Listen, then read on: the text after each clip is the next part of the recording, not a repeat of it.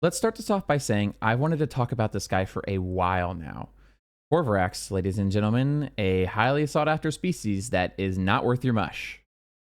I remember when Corvurax was cheap. Well, not cheap, but definitely cheaper than it is now. Currently, due to the fear tactics of supply and demand, Corvurax sits pretty with people selling the species for 70 to 75k mush. While I don't necessarily agree with the price, I alone can't influence the market enough to drop it. Being completely candid with you all, none of you should be looking to get Corvurax unless doing so for one or two specific reasons.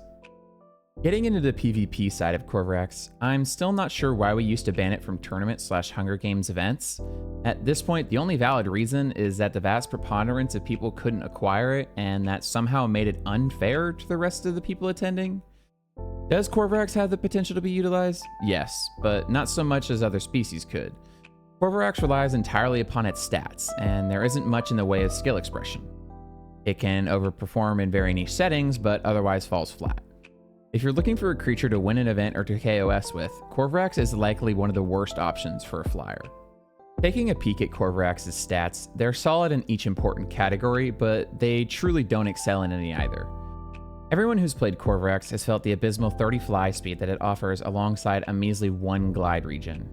Damage-wise, roughly 300 DPS isn't terrible by any means, but if you're looking for that, you could play the likes of Nakamaska. Speaking of other creatures, let's put Corvurax and Cinaa head to head. Those of you who truly grasp what makes a creature good will see that Cinaa is by and large a superior version. Not only are you getting 3 extra fly speed, but you block 60% of the bleed you take as well. At the very least, Cinaa has an active ability, and I'm not going to count ambush on both of them.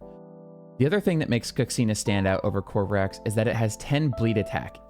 While some of you may say that Corvurax attacks quicker and therefore catches up, it's important to realize that you're very rarely going to be able to sit on your opponent and truly reap the benefits of Corvurax's 0.4 bite cooldown. In the end, Cinaa is league safer to use than Corvurax, and only for the small downside of less immediate damage. So, where are the niche cases that Corvurax actually prevails over, say, Cinaa? Well, one example would be against a creature with bleed immunity. In this circumstance, Corvurax is technically easier to use. That said, if you're smart about your attacks, you'll likely realize that they perform very similarly despite the potential for Corvurax to deal more raw damage. Taking a step back, however, Corvurax isn't a terrible creature. If you want a terrible creature, I'm sure some of you will remember the likes of pre-rebalanced Rayquaza. The difference between these two, however, is that Corvurax is 70k mush and you can reliably get Rayquaza for 300. If only a consolation prize, Corvurax has 4 out of 3 night vision, so at the very least you won't have to deal with nighttime fog. Is that really worth 70k though? Realistically, the best way to utilize Corvurax is to sit on your opponent and evade their attacks. The more you can immediately bite them and ambush them, the better chances you'll have. Generally, although depending on what you're fighting, the creature will run. When they do, be sure to hound them and continue spamming as many attacks as you can. This is really all it boils down to with Corvurax. Like I said, aside from positioning and careful initiation, it's just going to end up being a brawl between you and whoever else you've decided to be your victim. Another important concept to understand when playing Corvurax is to avoid getting caught out. You're not going to be doing any running with this creature, so it's crucial to play smart and observe what's around you. No wonder it has Keen Observer.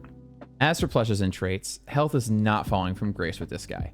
For a secondary trait, however, I'd prefer damage, but it's not going to be terribly effective. Speed is an alternative option to get that little bit of speed out of Corvurax. Regarding plushies, I personally use either 2 chicks for an incredible speed boost, or if fighting behemoths, I would suggest Pig Lantern and Haunt Dragon. Stacking as many ailments as possible, especially with Corvurax's fast bite cooldown, is an exceptional way to remove the resident core from the server. So, to sum up this video nicely, you should only get Corvurax for a few specific reasons. Those are, but not limited to, being rich, wanting to be a collector, and loving its design. Unfortunately, in most regards, Corvurax is just outclassed by another more acquirable species. While I've been on the fence with most creature reviews I've done, I can confidently say not to buy Corvurax if you have the means to. Thank you as always for watching. If you felt the video was at all informative or helped you in your decision, leave a like. If you want to see more high quality creature reviews, subscribe.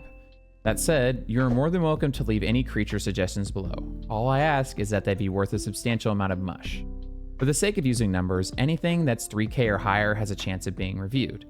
As much as I want to review creatures that cost less, it wouldn't be terribly useful seeing as you can buy the creature without the consequences of going broke. I hope you guys enjoyed the video.